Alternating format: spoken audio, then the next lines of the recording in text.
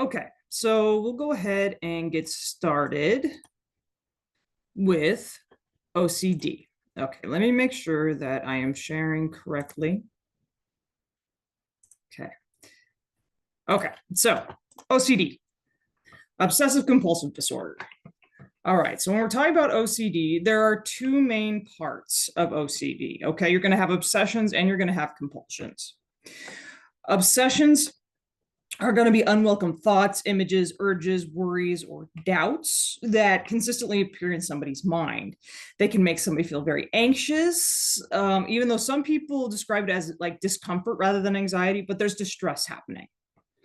And then compulsions, these are going to be repetitive activities that you do to reduce the anxiety or the discomfort or whatever distress that somebody's feeling caused by the obsession. So the obsession is what's going to cause that psychological distress. The compulsion is what is going to the action that's going to be done to bring that feeling down.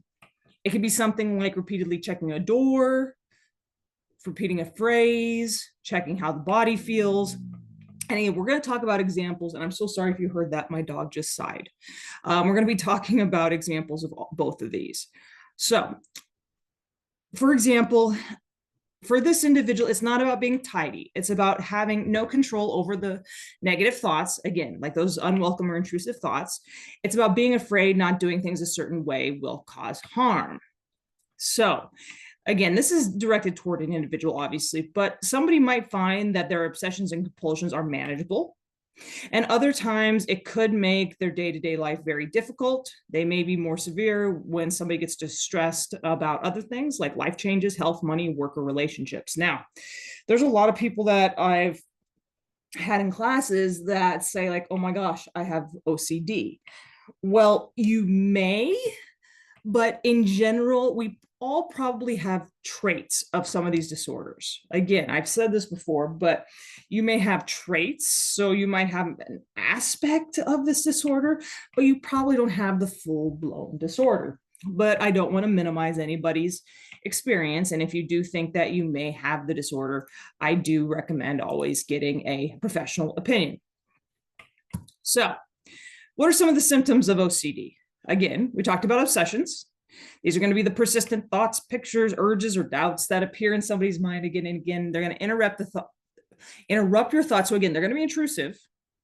They're going to come in without any control, and they could be frightening, graphic, or disturbing. They can make people feel anxious, disgusted, or uncomfortable. So somebody with this, they might not feel like they can share them with others, or there's something wrong with the individual, so they have to hide. So again, they are distressing for the individual that is having them. They're not a reflection of personality. They are symptoms. Personality is going to be part of who the individual is. This is a symptom of something else. People as well who have these are rarely going to act on what they think. Okay, so some examples of obsessions. Fear of causing or failing to prevent harm. So this could be like worrying that you've already harmed somebody because you weren't careful enough. So you might get home from driving home from work and you feel like on the way home, you hit somebody with your car and you kept going. Or worrying you're going to harm somebody because you're going to lose control. So if you're like waiting in the subway for the subway train to come by and you're standing on a platform and you have this thought that you are terrified that you just might push that person in front of the next train that comes by. So again, you worry that you've already harmed somebody in some way or you're going to harm somebody in some way. Okay, then you have the intrusive thoughts, images, and impulses. So there might be violent intrusive thoughts of somebody doing something violent or abusive. And so for the individual having them, they can make them think that they're actually a dangerous person. So again, like the example I just gave, they have the thought that they might push somebody in front of a train, or if they have a knife in their hand, they're worried that they literally might stab somebody if somebody else is in the kitchen with them. Or standing in a parking lot with somebody, you might have the thought that, oh my gosh, if a car were to come by, I really might push this person in front of that oncoming car. Okay, so there might be religious or blasphemous thoughts that go against your religious beliefs. So depending upon what your religious beliefs are, let's say that they are Christian in nature. So maybe there's the thought that you are going to steal. Or maybe you have the thought that you are going to cheat on your partner with your neighbor and covet your neighbor's wife. Or maybe you'll have the thought that you are going to do something that is taboo. Also, there's relationship intrusive thoughts. They appear as doubts about whether a relationship is right or whether you or your partner's feelings are strong enough. So this could lead to ending a relationship just to get rid of the doubt or anxiety. So it might be like, do I really love this person? Do I really want to spend the rest of my life with this person? And again, I think those are natural to a certain degree, but these are constant to the point of distress. And not only that, maybe you wonder like, okay, does the other person actually like me? Why are they actually with me? Are they actually going to stay with me? Are they going to divorce me? Are they going to leave? Those thoughts over and over and over. Also, sexually intrusive thoughts or images. These could be maybe related to children, so they may be pedophilic in nature, family members, so incestual, or sexually aggressive behavior. So again, potentially doing something that is outside of what is quote unquote normal. And they might worry that they could be a pedophile or a rapist, or that they're sexually attracted to, again, a family member. And again, these thoughts, it's not just like a thought comes and goes. It is consistent. Like there's a thought that, okay, like they may, again, think like, okay, I may have sex with this cousin, or something like that, over and over and over again. It's not something that comes and goes. It is basically beating in their mind to the point where literally they think that this might be real. Okay, so those are some of the intrusive thoughts. There's also fear of contamination. And again, this is going to, as when we get to the diagnostic criteria, I'll show you how these, you don't have to have all of these, is what I'm saying.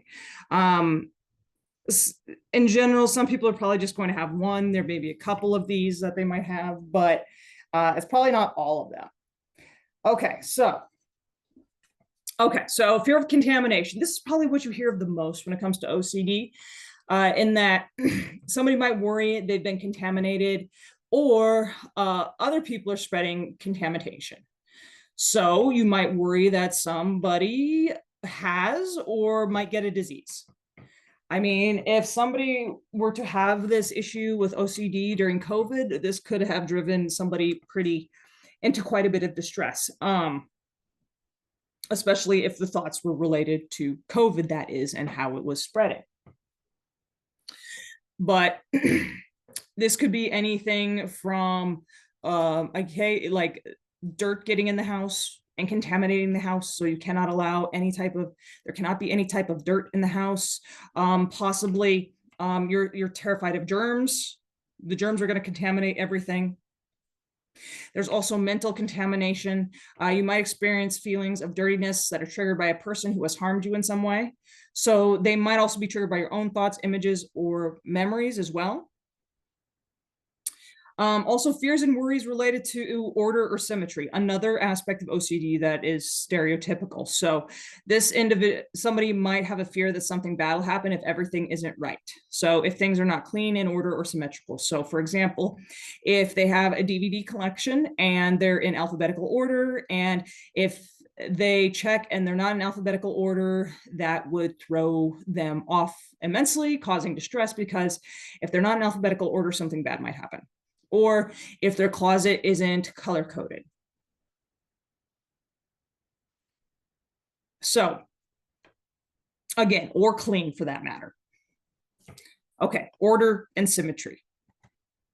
Okay, so those are the obsessions. Okay, those are going to be the thoughts. They're all thoughts. Okay, obsessions are thoughts, compulsions are actions. So compulsions are going to be the repetitive actions or activities somebody feels like they have to do in order to lessen the obsessions or manage the obsessions. The aim of the compulsion is to try and deal with the distress caused by the obsessive thoughts. So somebody might have to continue doing the compulsion until the anxiety goes away and things feel like they're right again. Now, what right means is up to the individual. So they might know that it doesn't make sense to carry out a compulsion, but it can feel too scary and uncomfortable not to. And repeating compulsions is often very time consuming, and the relief they give you doesn't usually last very long. Okay, so let's talk about these. And I do not have OCD, but I have traits of OCD. So I'm going to share a little bit of mine with you. Again, just so you kind of get the idea of like what can just be traits. And I definitely don't have full-blown OCD. It does not control my life. But compulsions can be physical activities, physical actions, mental rituals. So yeah, people who only have mental compulsions sometimes refer to their OCD as pure O, and then may involve a number. So you might feel you have to complete a compulsion a specific amount of times without interruption. And again, with my obsessions, there's just the thought that something could go wrong. What it is, I don't know, but something feels like it's not right. Like something bad could just happen.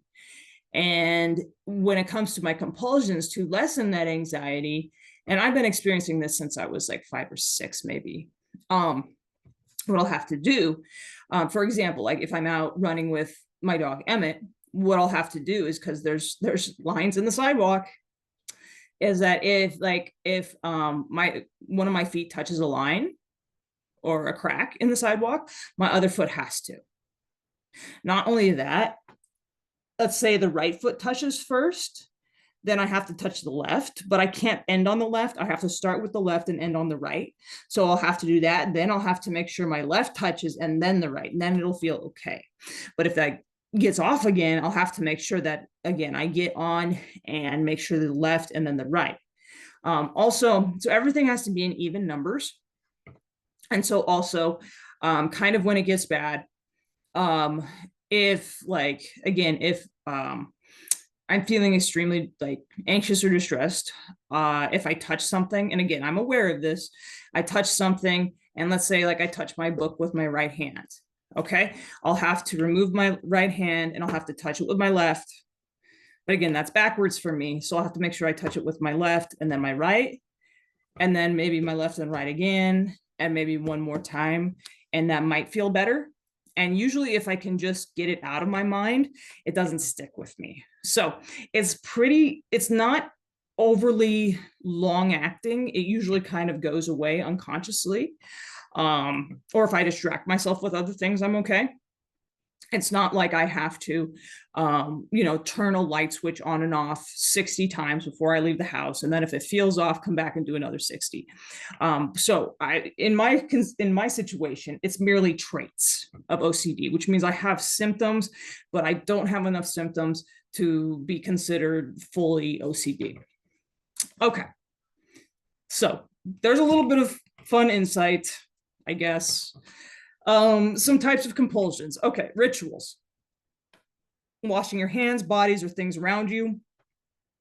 Touching things in a particular order at a certain time. Again, for me, it's touching things. Arranging objects in a particular way. So again, that might be organizing things in a specific way based upon a certain categorization system. The washing your hands one is, again, pretty commonly thought of. But again, just because you like to wash your hands a lot doesn't mean you have OCD. There was an instance of an individual that I was told about, and it was her son, and she was explaining how he had OCD. It's much better now, but he would again have the obsessions, and his compulsions were washing his hands, but he washed his hands so much. What happened was the epidermis, or the top layer of the skin, was completely basically removed. from his hands because he washed his hands so much. And so they had to basically put like certain ointments on his hands, and he had to wear gloves at all times. So he was not able to wash his hands. Literally because he scrubbed the epidermis off of his hands. So that is OCD. That is OCD. Let me see what else I got here. Checking. Okay. Checking doors and windows to make sure they're locked. So this could be somebody like at night. Maybe they go to check the front door and the back door. And again, if it still doesn't feel right, and I can't explain exactly what feeling right feels like, because I do understand what that feels like on a very small level. So I don't know. I could not explain it for anybody else, but it just feels like everything is, it's not as distressing, it's not as anxiety ridden, and it's almost kind of calm for a moment. But again, if somebody checks, and again, they might walk to the bedroom, but then again, the obsessions kind of rise again, they might have to go back and check again and again and again. Or they may just have the ritual of checking 30 times before they're able to go to bed. It could be checking to make sure the oven's off. So somebody checks the oven before they leave the house, and then they get to the car, but they have to come back, check it again. Maybe they have to do that 20 times. So as you're seeing here, it's excessive. It's not just once or twice. It is excessive. It's going to get in the way of somebody's life. It's going to make them late for work. Maybe they can't hold a job. Gets in the way of relationships. Checking your body or clothes for contamination. So constantly, again, checking to make sure that there's no dirt on oneself, making sure that there's not even anything on your clothes, not even like a dog hair. Checking your body to see how it responds to intrusive thoughts. So just checking, again, the intrusive thoughts happen, and being able, you're too aware of your physical state. So you may be too aware of how fast your heart is beating or how deep you're breathing.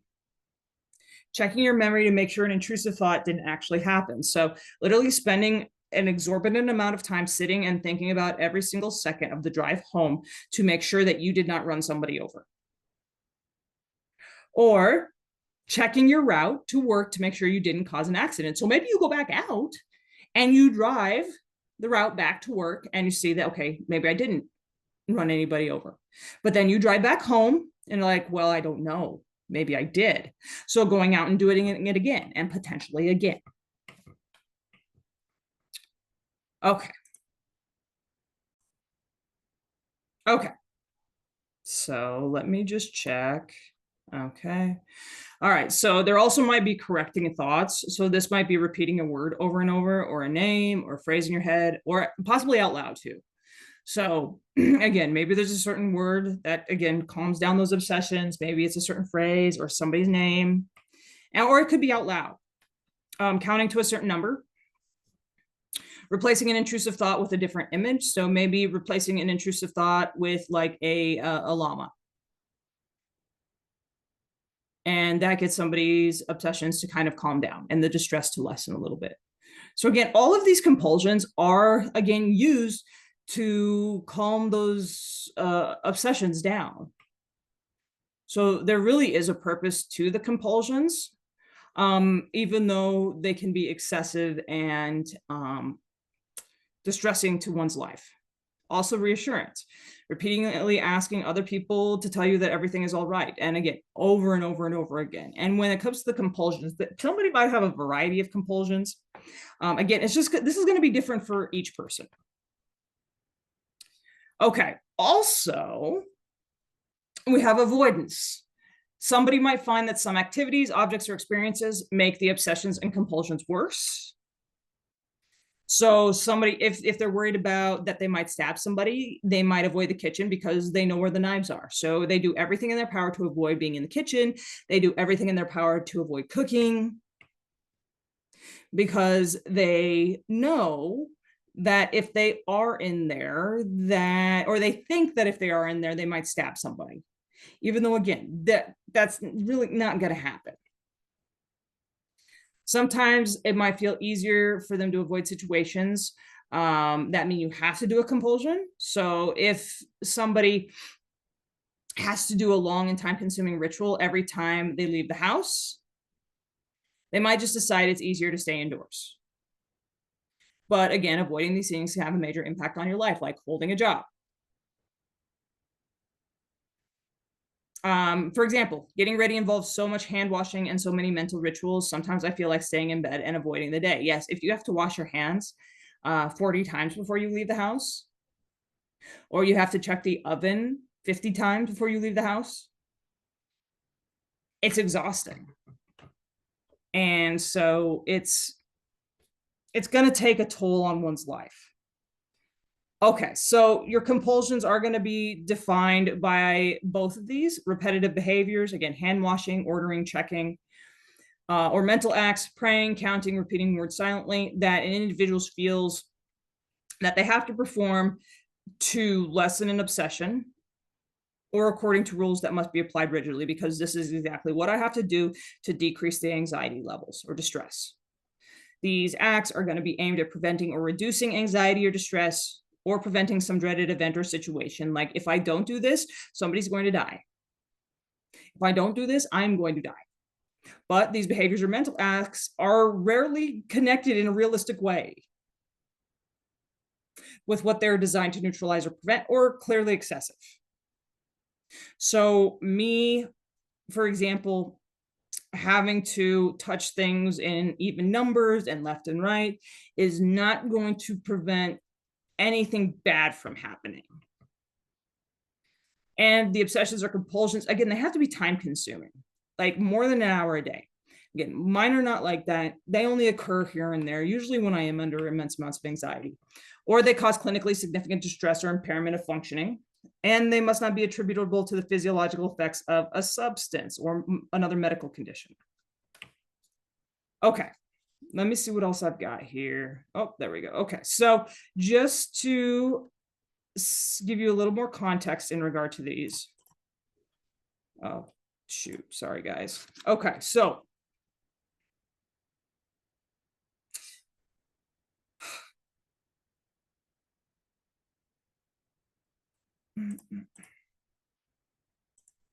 I missed the obsessions. Okay, so you do have to be diagnosed.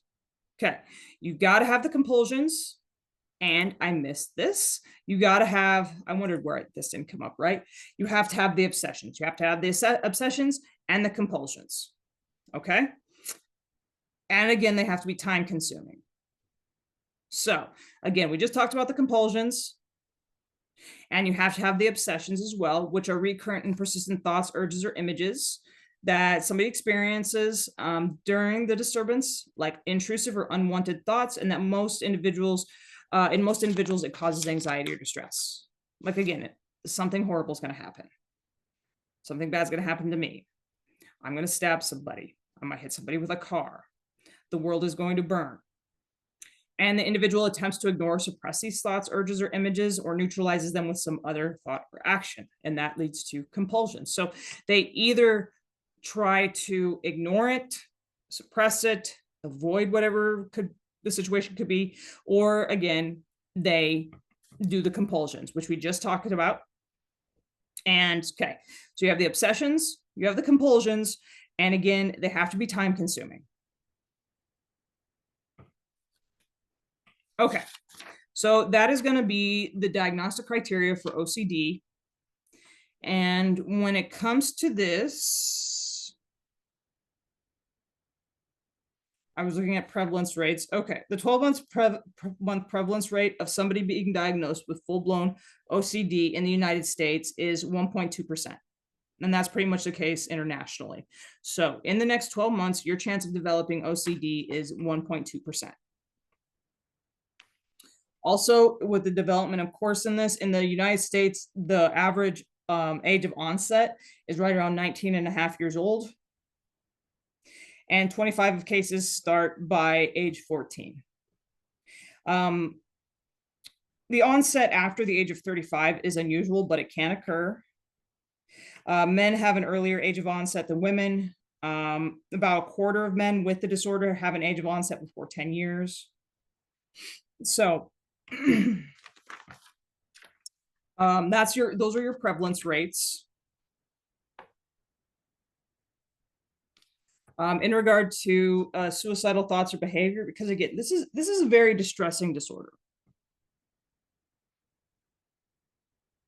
There's an average lifetime rate of suicide attempts of right around 14%, with an average rate of lifetime suicidal ideation at 44%.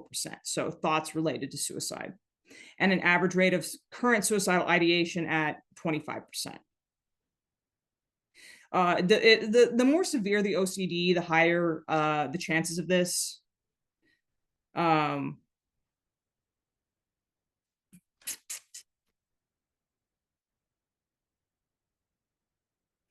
There was a study of 582 outpatients with OCD from Brazil. They found that 36% reported suicidal thoughts, 20% had made suicide plans, 11%, so 1 out of every 10 had attempted suicide, and 10 presented with current suicidal thoughts as well.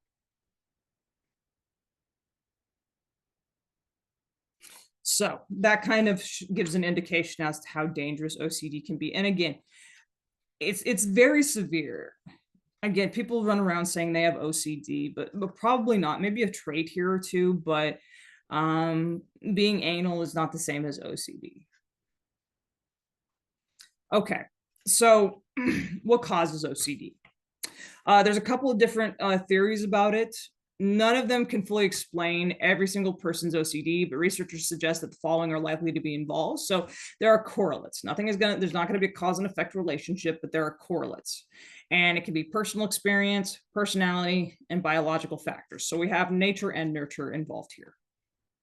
When it comes to personal experience, some theories suggest that it's caused by, again, personal experience. For example, if you've had a painful childhood experience, so it's childhood trauma, abuse, or bullying, the obsessions and compulsions can help cope with anxiety.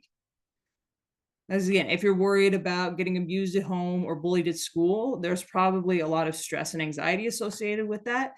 And you might start to use compulsions to lessen that anxiety. And again, kind of that illogical process of, if I do these compulsions, it may keep me safe, whether or not it does. If your parents had similar anxieties, and so if your parents showed similar kinds of compulsive behavior, you may have modeled that behavior and thus basically picked OCD up as a coping technique. So if your parents were under a lot of stress and they started to organize the entire house by color, you are potentially going to model that behavior. That's how we learn a lot of things. We model our parents or our caretakers, and that becomes our behavior over time. And so if that's what they're doing, we might take on similar behaviors. Ongoing anxiety or stress, or experiencing a stressful event, things like a car accident, starting a new job, this could also trigger OCD or make it worse. Changing schools a lot, friends moving away, there's a variety of events, but really the gist of this is that, okay, you either modeled your parents, or there's some sort of major stressor that you experienced possibly early in life that aided in causing the disorder. Okay, personality. There is some research out there that people with certain personality traits might be more likely to have OCD. So if you're somebody who is neat, meticulous, and methodical with high standards, so somebody that's very conscientious, somebody that is very conscientious, they may be more likely to develop OCD. So again, they like rules, they like policies, they like standards, they like things that are black and white. They don't like coloring outside the lines. That could be a precursor to OCD, but I would say, again, that's not going to cause OCD in and of itself. There's probably a lot of other variables, but they have found that this can be a correlate. Some of the biological factors, lack of a brain of serotonin might have a role in OCD. Serotonin is going to be that chemical that kind of keeps you cool, calm, chill, but it's unclear whether this is the cause or an effect of the condition.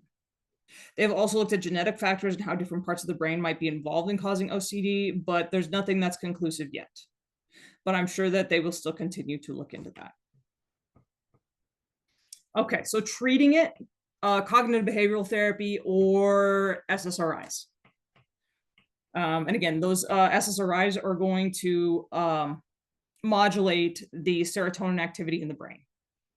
And again, CBT, it's going to be possibly exposure and ritual prevention therapy. It has been shown to be effective for people with OCD.